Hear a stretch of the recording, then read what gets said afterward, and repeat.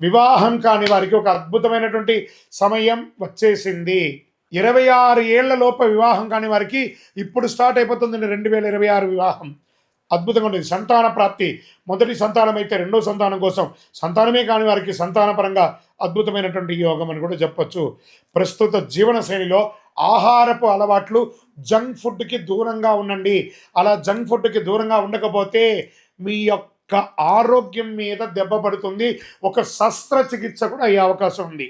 ఈ road side ఉన్నటువంటి ఆహారాన్ని అవాయిడ్ చేయండి.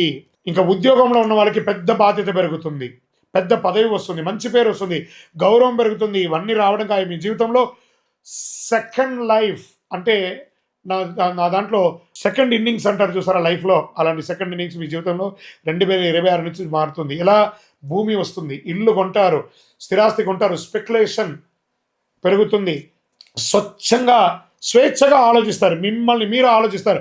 విదేశాల్లో ఉద్యోగాల్లో వ్యాపారాల్లో ఉన్న వాళ్ళకి ఇది ఒక మంచి సమయం అని కూడా చెప్పచ్చు.